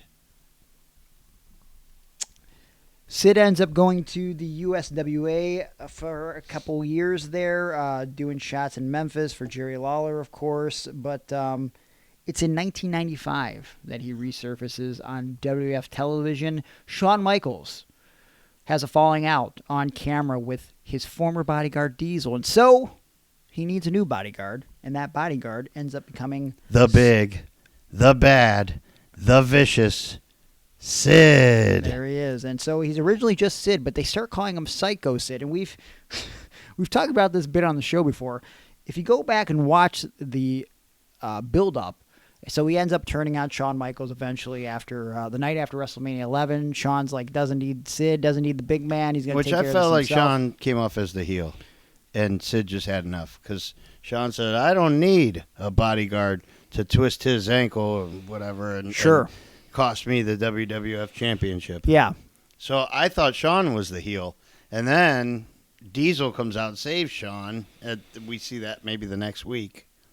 I think it cuts out early. I think Diesel. We don't see it. Yeah, we see it the next week that Diesel comes out. Doesn't I wouldn't say runs off Sid, but once the damage is done, Diesel comes out there and comes to the aid of Shawn Michaels. Then we see Shawn off television for a little bit, and then of course we go into a Diesel Sid feud. But in the aftermath of this, they're calling him Sycho Sid. Yeah. And his thing is, don't call me a psycho. Yeah. Okay? So then after he's like establishing that he doesn't want to be called a psycho, the next week on Superstars, his theme music is like, ree, ree, ree, ree. And a ripoff to the movie Psycho. Psycho, yes. And so in my head, when I'm seeing this, I'm reliving this for the first time as an adult, I'm trying to put myself in the mind of Sid, which is a difficult thing to do. And imagining that wrestling is real, and Sid comes to the back and he goes, hey, guys, I've been telling you that I don't want to be called Psycho, but I noticed for my new entrance theme, when I came out tonight, the beginning chords sounded just like the music in the background from the shower scene in that famous movie. What was it called again? I can't remember. Yeah. It was a Hitchcock film. Can't think of the name. And someone goes, it's Psycho. Psycho is the name of the film. Don't call me. And so just kind of like a little bit of a miscommunication here. I'm not really trying to go with that vibe of being a psycho. Of course, he has a run with Diesel there for a little bit. He does some stuff. He ends up aligning with the $1 Million Man. He was the crown jewel. He was of the corporation. He right? was the the $1 million corporation got a little weird around this time, but I think the biggest moment of this particular run in '95. Somehow the backstage promo that it cuts at one of the In Your Houses with Jim Ross when he starts cutting his promo and he stammers over his words and he says something to the effect of, I'm sorry, can we do this again and start over? And JR says, it's live, pal. And he's got to keep going. And that's one of the early Botchamania clips for sure. Yeah. And then as time goes on, I think this is the time frame where we get a lot of the more ridiculous Sid promos and mess-ups that somehow I feel like in some ways live more in infamy than some of the good stuff he did in promos. Am I right or wrong there? Boy, he might be the king of Botchamania, though. He might be. Because his leg, him breaking his leg. Yeah. Shockmaster. Sure. That's a classic Botchamania clip. What you're just talking about. I have half the brain that you do. Yeah. Scott Hall and Kevin Nash. Also, I loved, very underrated, it happened not once but twice, when he was in his feud with Bill Goldberg and he was the Millennium Man, when he goes to the VIP parking guy and goes, where'd you park my car? And he's like, he says something like 22. He's like, 22! And he immediately knows, like, for some reason that something's wrong. And he goes running, and they've squished his car to where it's like flat as like cardboard. And he gets on top of it and goes, why me? Why me? Why? I think that was a takeoff of Nancy Kerrigan. It's absurd. It's even more absurd because it's Sid. It's Sid. You know what I mean? Yeah. Sid seems like the type of dude that wouldn't even drive a car like that. Yeah. He probably has like some kind of big rig or something. Sid ends up becoming a babyface for a second upon his return in '96 because, again, they probably realized, like, man, we just can't hate this guy. Yeah. And originally, the plan is to do Vader versus Shawn Michaels for the WWF Championship at Survivor Series 1996. However, we all know from following our WWF history that Shawn is not very happy with how his matches with Vader are coming off, and he politics, supposedly, to get it changed to where we end up doing Sid versus Shawn Michaels in Madison Square Garden at the Survivor Series in its place. And in the build-up, both men are babyfaces. A little bit of animosity between the two based on their past. Former bodyguard feuding with the man that helped bring him back into the Federation. And that night, I don't think they were expecting this, but they should have at this point, considering the track record. Shawn Michaels, not very well liked. Go figure, the guy who's basically a stripper, coming to the ring and dancing and taking off his clothes. People are booing him, and then Sid comes out to one of the most massive ovations you ever hear in Madison Square Garden. And ironically, Sid looks, to me, just as much like a stripper as Shawn Michaels does, because he's just wearing little panties and a vest, a cowboy vest. Sure. And if I had to point to one match of Sid to go back and watch, I might tell you to go watch Survivor Series 96, because I would say, without thinking too hard about it, this is probably Sid's best wrestling match, and it's no surprise that's with Shawn Michaels, but you go back and it reminds you of the athleticism of Sid. Now, you can go back and watch some of those squash matches where he's killing dudes, and you know that he was a physical specimen for sure. But the one we didn't talk about in depth yet, I want to touch on it real quick before we talk about the Survivor Series match, as it was pointed out in the comments over on the Facebook. Nick Hughes said over on Facebook, favorite squash match ever versus Lee Scott. Go find that on YouTube. If you just want to see a basic Sid match, he murders this guy. And credit to Lee Scott, because he's in pretty decent shape for a supposed jobber. He ends up taking a straight backflip. Not like the Rikishi, flip over tumble thing, which is impressive for a guy his size. Like a straight backflip out of a Sid clothesline. Sid ends up doing a fucking spinning powerbomb throw thing, which is nuts. And then, of course, hits him with the standard powerbomb that at the time he was calling suicide. which again, I don't know if that would fly. Yeah. Though we still do the suicide dive, and they call that on TV, so whatever. But best Sid match ever. Survivor Series 96 with Shawn Michaels. They're doing like dueling kip-up spots, and I don't know. Sid is matching Shawn hold for hold, and in the end, things get a little bit dastardly. Sid ends up hitting Jose Lothario, Shawn's second at the time, his trainer, with a camera. It appears as though he gave Jose a heart attack. Sid capitalizes and ends up eventually hitting Shawn with the powerbomb. 1, 2, 3. Becomes the WWF champion for the very first time. MSG loses their damn minds, and I know this might have been like the moment for Sid in professional wrestling. Yeah, for sure. I think the just for the overall crowd reaction for him, and then he beat Shawn Michaels, who's the Hall of Famer. Sure, the main event. Yeah, and all that other stuff. The bee's knees, the cat's pajamas. All right. They end up doing a rematch at the Royal Rumble in 1997 in Shawn's hometown. Shawn wins it back. Sid will end up getting the title back just before WrestleMania 13. They end up doing. Was Shawn's ovation reaction from the crowd that much better in San Antonio? I know it was better. It was much better, but also the match was not as good as Survivor Series because Right. Shawn was sick that day. Oh. He had like a fever, supposedly. That's what was said at the time. But it was what it was. WrestleMania 13, though, Sid main events yet again. His return to WrestleMania, and he's in the main event against The Undertaker. Nothing to write home about. People remember WrestleMania 13 for Austin and Brett, but this was the match that closed the show. After WrestleMania 13, I believe Sid makes at least one more appearance in like June of 1997 randomly as a babyface for, I believe, a 6-man tag match. But after that, it's pretty much it. Was that Sid and Ahmed Johnson and Shawn Michaels? I No. remember at some point, or that was originally announced for he was the replacement for Warrior. Yes, So okay. in 96, so that's when he comes back as a babyface. Right.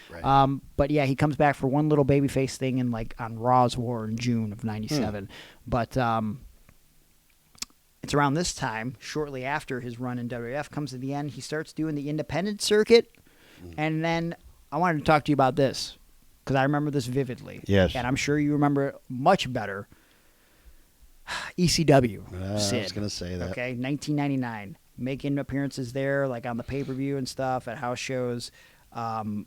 So it says here that after some time on the Tennessee independent circuit, Sid debuts in ECW in January of 1999, where he has matches with the Dudley Boyz, Cronus, Skull Von Crush, and Just Incredible. He left ECW in May due to the monetary problems plaguing the promotion. Go figure.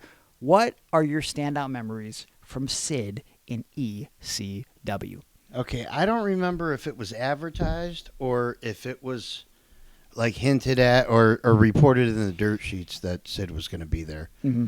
But I knew Sid was going to be on the pay-per-view, and I knew I had to order it. And my girlfriend at the time was leaving to go back to college, and we had just spent weeks together uninterrupted because it was, I believe, Christmas break. Okay. Was the pay-per-view in December? Do you know? Not sure Okay. offhand. Anyway, so she was going back. I was sad, and she said, "Make sure you order this pay-per-view, and please let me go. I need to go back to college now." Mm-hmm. And I just did not want her to leave, but then I said, "I think Sid's going to be on the ECW pay-per-view." All right. So I watched this ECW pay-per-view. I think he took out Just Incredible and Lance Storm, maybe. Okay. Sid did. He made his appearance. He was wearing jeans, and it was shit on by a lot of people inside because they were like, "Hey, he should have been putting over Just Incredible and Lance Storm because those guys are the future of ECW." I can't even imagine a scenario where Sid comes in and then Just Incredible just beats him up. Just canes the shit out of him. And Yeah. yeah. So I was like, not really, into that. But I was hyped to see Sid in ECW, but also it represented the anti-ECW to me because Sid wasn't known as that hardcore wrestler or what do you call it? Like a no DQ wrestler, Sure, or whatever, or a death match or anything. Yeah. So he wasn't any of those things that fit ECW, and he was major market, and that was anti-ECW. Yeah, but this again, But like there's still, just it's something Sid. about Yeah, Sid, like and it that was just Sid. it's just still like counterculture where it's like it didn't make sense, but it did make sense Yeah. that he's in ECW, right? 'Cause, Right. Like he was a renegade. yeah. And what else about Sid? Oh, and so this leads me to eventually I had a conversation with since passed Tracy Smothers, our late great friend Tracy Smothers, who had revealed to me that Sid had gone to a restaurant to meet with Paulie about some back pay owed. Okay. And Paulie was what you would picture Paulie being, double talk. Sure. And, and eventually Sid had brought in guys from, like, the Mafia. Okay. And they were going to murder Paul.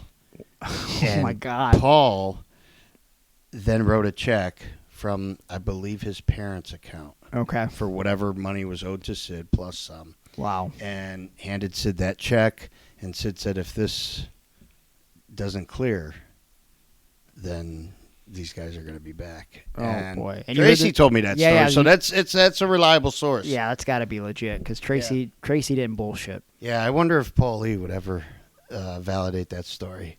I doubt it. Somebody else has to know. You know what I mean? If Tracy knew, and I don't think Tracy was like eating dinner with I them. bet you. But Dreamer yeah. might know.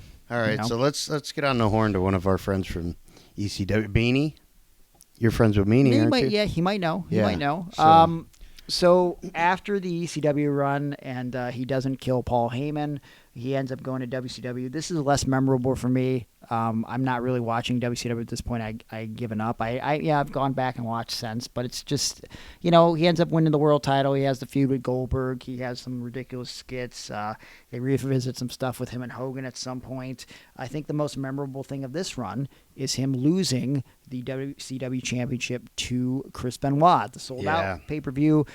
Kevin Sullivan famously tells Sid apparently backstage that keep your leg under the rope just in case we got to flip this back. And, of course, Chris Benoit didn't care that he won the WCW Championship, and he ends up leaving the company anyways with the Radicals to go to the WWF, and so they put the belt back on Sid. And I guess other than him winning the championship, as we alluded to earlier, the Sin pay-per-view, 2001, January, ends up horrifically breaking his leg to the point where we are unsure if Sid will ever wrestle again. Apparently, he ends up doing this jump off of the rope because John Laurinaitis, infamous great man in wrestling, encourages Sid that he needs to do so and suggests that he needs an aerial maneuver. And so, despite his unwillingness, Sid attempts it, and of course, it leads to one of the most sickening breaks you'll ever see on a wrestling event. And his bone ends up breaking through the skin, rotating his foot 90 degrees anti-clockwise. And, yeah, man, it was too graphic for even television stations to re-air, although it was shown on Nitro. Yeah. For some the odd next reason. night, but they had a disclaimer. We're going to show this, but this is going to be the gruesomest thing you've ever seen. Yeah.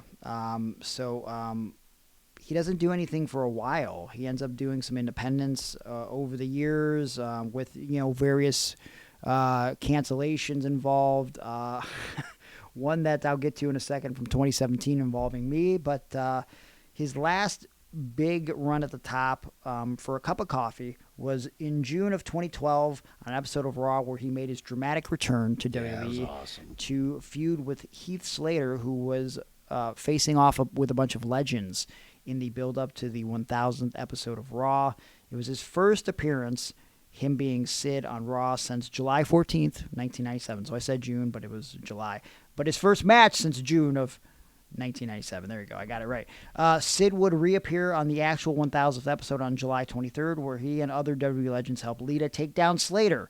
On August 5th, 2017, Sid wrestled his last match of his career, defeating Paul Rosenberg in Ottawa, Ontario for Great North Wrestling. And Paul Rosenberg. Paul Rosenberg, yes. Is that guy that does their WWE No, podcast I think shows? that's something. Oh, Paul Rosenberg is Eminem's manager, I think. Well, that's not this guy. Okay. Pretty positive. But with that timeline, in December of 2017, if he would have actually showed up, I would have had the final match of Sid. But he canceled because in a now infamous call, which we will play at the end of the show today, so stick around.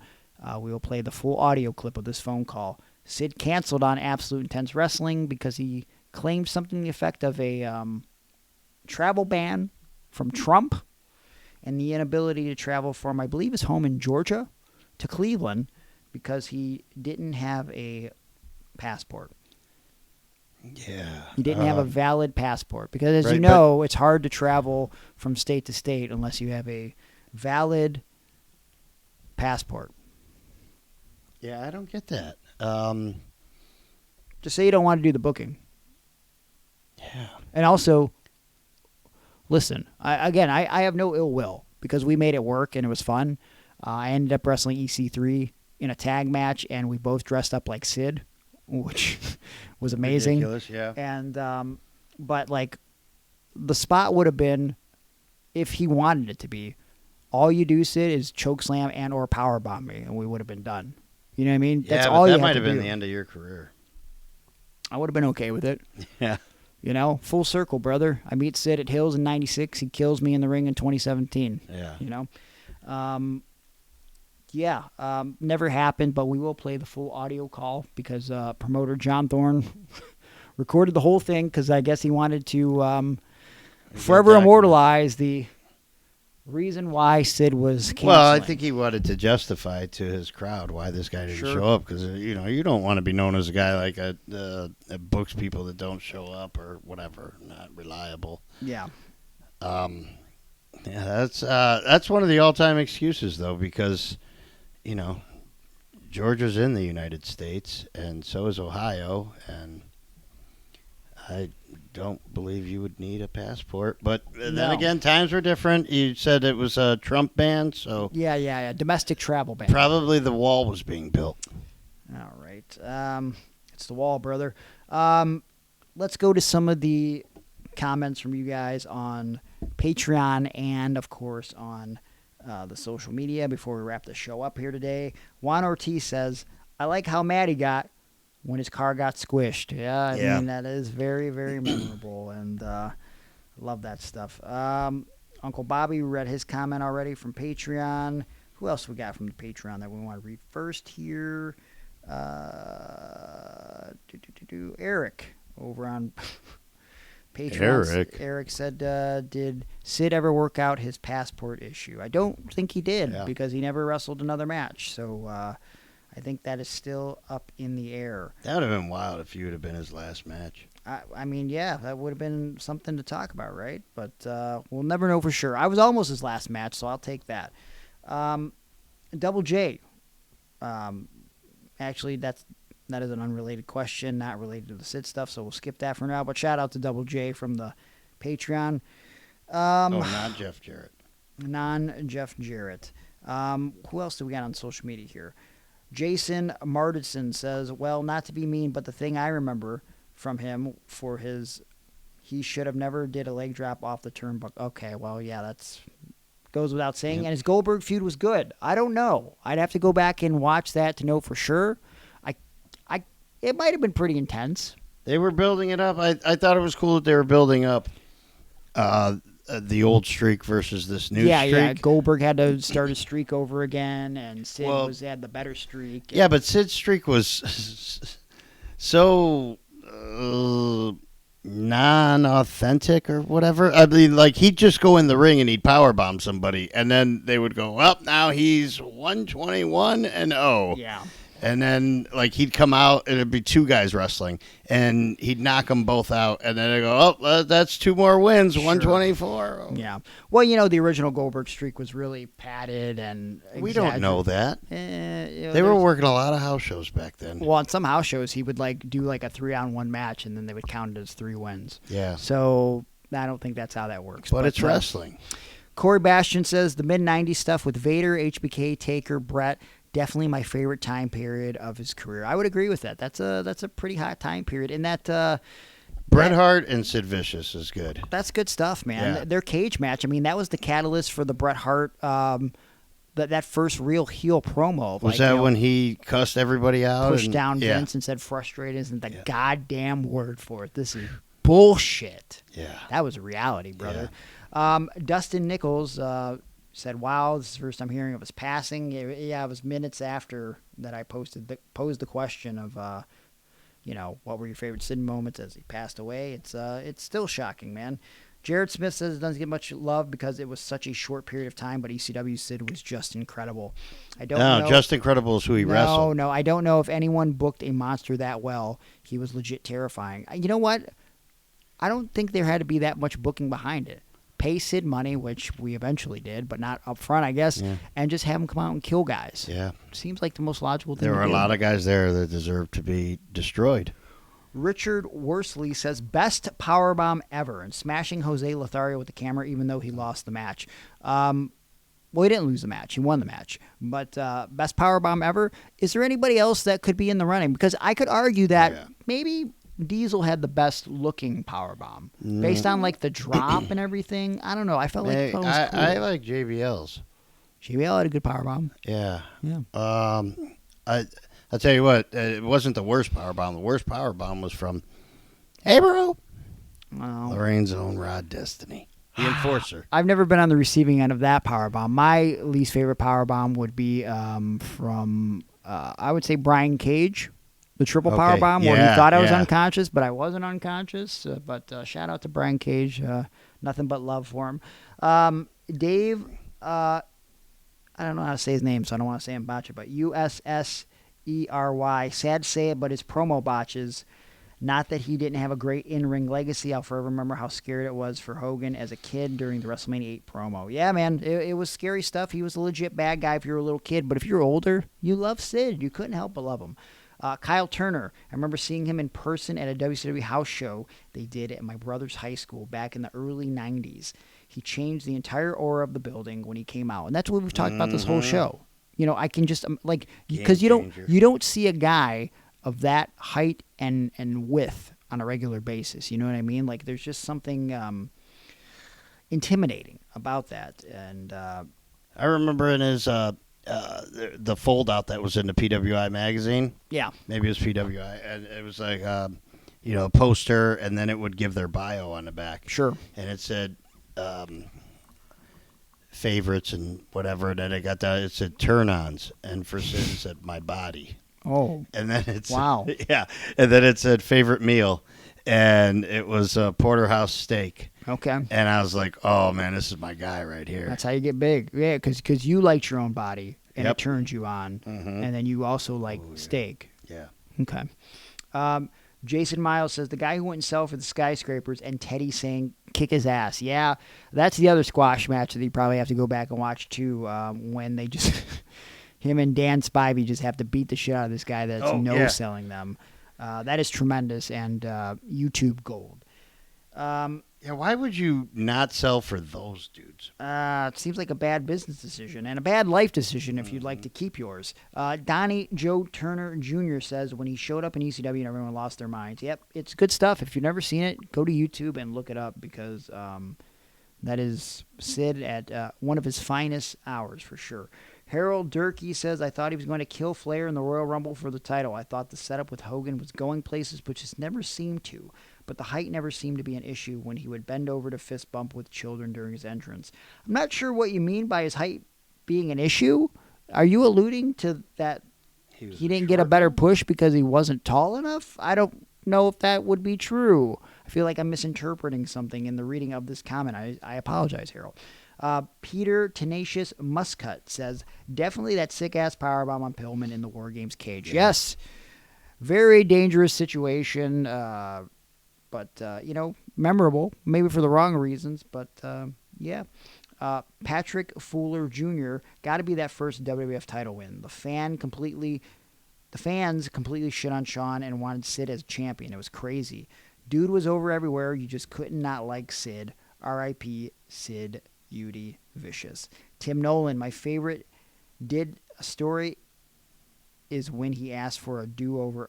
When he asked for the do-over on a live interview is his favorite moment. Yes, that's pretty legendary. Ichiban Drunk, Kyle. Oh, that guy was just in Wembley Stadium. Was he? Wasn't Do we know that for sure? We don't. Okay, well, if you were at Wembley, Kyle, let us know. But he said, I fucking hated Sid with inappropriately directed anger when it should have always been to Warrior. Warrior's bitch ass didn't show up to an event I went to, so they subbed with Sid. I didn't like Sid, but at least his ass showed up. Then as time went on, we realized how much of a fuckface Warrior really was anyways. I should have liked Sid earlier, but that's how it goes when you were younger. Yep, that fuckface Warrior. The ultimate fuckface. That's another guy who his name was copied from something else. There was a movie called The Ultimate Warrior. Was there? Yeah. I don't doubt it. Yeah, way back in the day. Jeremiah Daniels says when he was the surprise third man with HBK and Ahmed. Yes. Yeah, Yes, that was great. International incident. It Good sounds stuff. like we covered, kind of everything that everybody's talking about. We got all your favorite memories of Sid. Rick Paulton says, my favorite moment and memory was when he showed up to AIW. Best AIW podcast came out, and it was Sid, Sid 3. Yep. Again, stick around. We're going to play that call at the end here. Chet Ripley says his promo where he was like, can we start over? And Mean Gene goes, we're live, pal. That was JR. But yes, and I miss you, Chet. Hope to see you soon, my friend. Jenny Blanchett says, I saw him live at a venue called the Warwick Musical Tent, or just the tent to locals. It was small, like super small. I remember he had to duck to walk down the aisle. I thought he was so huge and terrifying. Yep. Sid was one of one. We will never have another Sid Eudy. As I mentioned earlier, his son posted about the tragic passing. It was cancer. I don't know what kind of cancer that has come out yet. We don't know how bad he was battling that cancer, but I will say this, and I don't know for sure if this was actually Sid's Twitter, but Sid's Twitter account, it might have been ran by someone Sid knew. There was a lot of hilarious tweets that would come from this account, but it makes more sense now, if this is the case and he is associated with it, that back on July 29th, 2024, at the Sycho Sid on X or Twitter posted the following. Hopefully, 2025 will be the year that I get inducted into the WWE Hall of Fame. Time is ticking, so it is now or never for me. With Vince McMahon gone, the company is more open to suggestions. Triple H needs to hear the voices of my fans. And again, I don't know if that has been verified as a legit account, but it does seem to line up with the idea that he may have been battling cancer for a while now. And again, we've talked about a lot on the show because in the last 5 or 6 years that we've been doing this now, we've had to report about a lot of guys that we watched growing up, a lot of guys that we knew passing away. And it's unfortunate that we only do these podcasts when someone dies. And all right, guys, give us somebody who has not passed away yet that you would like us to focus on. yeah, it's probably And a good idea. We'll do a reflection, then we'll send it to that person. But you know what? I got to say, it would be nice if in 2025 we can get Sid inducted into the Hall of Fame, because maybe he didn't have as many championship accolades as some of the bigger main eventers. Maybe he took some time off on occasion to go do some softball. Maybe he wasn't on the Donald road. Trump is in the Hall of Fame. Donald Trump is in the The Hall of limo Fame. driver for Vince McMahon is in the Hall of Fame. Coco Beware is in the Hall of Fame. Sid deserves to be in the Hall of Fame. I don't know what we got to do to make it happen, but listen, Sid was great. There will never be another Sid. And I think we should storm social media and let them know we want Sid in the WWE Hall of Fame in 2025. We can have his kid up on stage, pay tribute to the Sycho one, and I think it'll be a good time. And listen, again, I got bias because he's the second dude I ever met. I got a fist bump, and he was nothing but cordial with me in the few seconds that I got to interact with him as a child. I wish I would have got a power bomb from him, but I'll always remember Sid fondly, and I hope people that didn't get to enjoy and appreciate Sid can maybe go back and watch some stuff now and appreciate him for the man that he was, the master and the ruler of the world. Any closing thoughts on Sid Eudy? Oh, one of a kind. Yeah, one of one. Yeah. Our best wishes go out to the family and friends of Sid.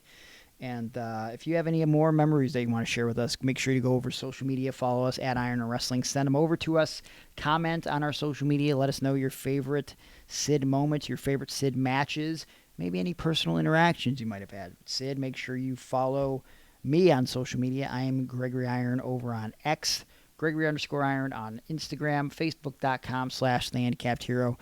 You can reach out to me for pro wrestling bookings, motivational speaking engagements, or perhaps maybe a pro wrestling seminar.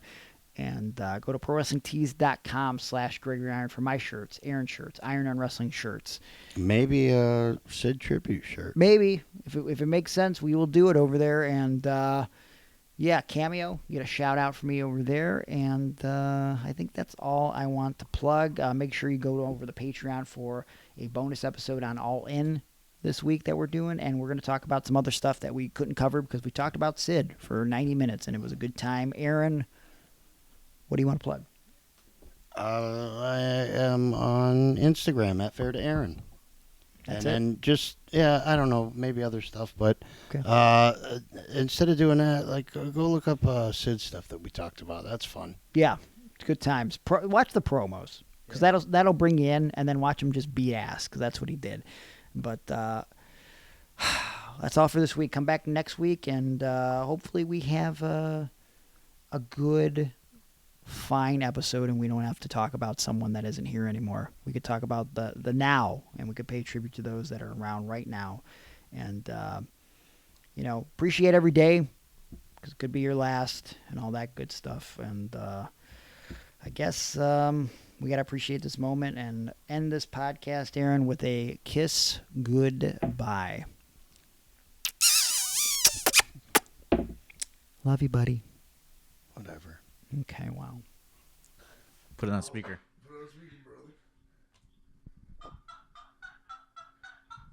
Dude, he's doing some weird fucking hacker shit with his phone.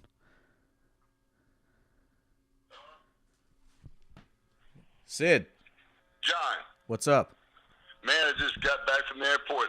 They've got a goddamn thing on my driver's license where it says I didn't pay a ticket, and I got it sitting here. I just now looked through my mail, and it ain't nothing but about a fucking speeding ticket. And I guess now that fucking Donald Trump has got these fucking things on different states, they can't let me get through without a passport, and I didn't have my passport. I can't find that son of a bitch either. So what happens now? I don't know, John. That's why I'm sitting there looking around, thinking what to do. I just got off the phone with my lawyer. I was on the phone with him when you called. He didn't think of anything I can do. And I'm not the only one this has happened to. I had a friend of mine happen this, that they weren't going to a wrestling show, but they worked for Delta of all things. And when they tried to get a connecting flight to get home the other day, some to do with this fucking this new travel ban. If you got like what I've got, I'm not sure it's a speeding ticket or what it is. I got it in the mail the other day. My wife actually has it. I actually had one, and I had a friend of mine that lived here years ago when it came in the mail. It says a Department of Administration. And I opened his just to see what it was because the guy's dead now. He's not alive anymore. And it was a speeding ticket from Louisiana. So I took mine up to my wife, and she read it to me. I can't remember if it was a speeding ticket or where it was. But because I had that on there, I've got to go now. I've got to go get my license renewed. So they just wouldn't let you through, huh? They wouldn't let me on. Fuck. Yeah, I don't like. I called the airport the airline this morning, and they didn't have any answers for me. I was trying to call you, find out what was going on. Well, I dialed your phone on my cell phone. Yeah. And I must have hit the wrong digit when I got over there. It wasn't going to your number. It was going to some fucking automated thing. Oh wow. Because that way I'd have it with me. Right. And again, like I said, I know the girl works there at Delta. She says, Sid, there's just nothing we can do. Well, your flight was on American. I know that, but she works there, so I thought I'd go in and see if she knew anybody and could, help me out on that. But she said the same thing happened to her, and then I can't remember who the other person was. And it just depends what state. Who was this? I was talking to a girl in the gym about that yesterday. That's what it was. But that's what it is, John. I can't get through because I've got some kind of fucking outstanding thing, and it can't be no more than a goddamn speeding ticket. I can't think of anything else I would have even had. Right. I can't remember getting a speeding ticket. Right. And this could be something. No, what happened was, I've only had driver's license now for about a year. They never knew what it was. For 7 years, I couldn't get a driver's license. Maybe longer than that. They said there was something wrong with it. I got a lawyer and went through every fucking state in the union to see if there was a speeding ticket or something somewhere outstanding. They never really could find anything. And then I got a ticket one day, and the judge says, you better fucking find out what's going on. You're going to be in trouble. So I went to the revenue office. Now, they just said, hey, we can't find anything. And that's what's so weird about it. When they look it up, even when I get pulled over, they say there's nothing on your record showing that you shouldn't be able to get your driver's license. So I finally got them. So and I've had them now for over a year, but I don't know if that's the same thing popping up, right, or what it is. So, but I didn't open up the damn administration thing. My wife did read it to me. I can't remember if it was a speeding ticket or something stupid. Yeah, this kind of sucks for me because I had a lot. I sold a lot of tickets for tonight. I know, John. I'm not upset more than you are, of course, but I'm pissed about everything. And I'm pissed now that I don't have a fucking driver's license. Yeah, I just don't know how I'm gonna explain it to people. Right. I don't know, man. I'm so goddamn mad right now, and I've got 10,000 fucking other things stupid. And it just, again, I spent 7 years trying to figure this fucking thing out. I thought it was behind me. And because they said, the counter, they said what it was because of these new restrictions that Donald Trump has put on different states. And they don't know because they can't look it up and go, well, you got a problem in this state. You know what I mean? That's fucking Trump, man, I tell you. Now, I'm going to tell you what, John, I've never voted my whole life. But this Donald Trump has messed up more things in this. We could go on all day about the football thing. I didn't want Colin Kaepernick around either for what he did. But the deal is the NFL owners had already decided he wasn't going to be around. So Donald Trump steps in and makes up all this fuss. Now everybody I know is not even watching football anymore. It's it's turning into a real crazy world. Well, he just turned it into something he didn't have to. Again, the owner said Kaepernick's not going to play. So if that was the stance that you wanted to take, it was already taken. So Donald Trump comes in and makes up a little bit more fuss. Now it's got, I don't know very few people that I talk to when I bring up the subject that are watching football. I'm not watching. Did you hear Vince McMahon might buy the Carolina Panthers? Do what now? Vince McMahon might buy the Carolina Panthers. Did you hear that? Really? Yeah. Or he might bring the XFL back. That's the rumor. Well, the only thing about this is this, John. They turned down Mark Cuban. Right. Okay, if they're going to turn down Mark Cuban, they're definitely going to turn down Vince McMahon. I agree. You know what I mean? Oh yeah, absolutely. Well, I guess if there's any type of fraternity that's going to be probably the last touch or last affected by all this will be the NFL football owners. I would guess. I didn't know. I didn't realize this till they said this. That there's not a black owner. So before they ever let someone like Vince McMahon in, they probably put a black owner in first. But I doubt that even. Right. They're going to be real picky about who they put in there. Maybe maybe in a couple weeks we could have you on my podcast or something, and you could maybe explain. Yes. Explain the situation. I'm just trying to find. Now I'm trying to scramble to try to find a replacement for something. I don't know what to do last minute. Well, I'm sorry this happened, dude. Like I said, thank God I just got home just 5 minutes ago where I could call you. I heard the phone ringing as I was getting in the door. But I'm sorry, John. I'm gonna fix. I just called my lawyer. He's checking on it too to find out what's going on. I'm gonna go by the city hall and see what the fuck is going on. Yeah, because I'm out quite a bit of money too on the flight and the hotel and the. I know. Well, you get your money back for the hotel, hopefully. No, because it's not 24 hours. They won't. I already called. They wouldn't give me the money back. Oh shit. So I'm kind of. Well, man, I'm sorry as I could be. Maybe next time, but set up a podcast or something. I'll be glad to do that for you. Okay, man. And keep in touch. Maybe we could have you come do a makeup or something. Yeah, I'd be glad to do that. All right. Well, stay in touch and keep me in the loop with the license and what's going on with the Trump stuff and your license. Yeah, and then just again, when you want to do this podcast, or if you get a chance, I'd love to be able to come back. To me, it pissed me off twice. My writer expecting to see me. Now I got to call him, tell him I can't make it. It was really a great opportunity for me to be able to do both at one time. Right. Yeah, I knew you were looking forward to seeing the book writer, so. Yeah, Peter Zell. All right, well, man, I'm sorry for all the inconvenience, and just get back with me. Maybe we can rework this sometime. Yeah, absolutely. Just keep in touch. Okay, John. Have a great day. You too.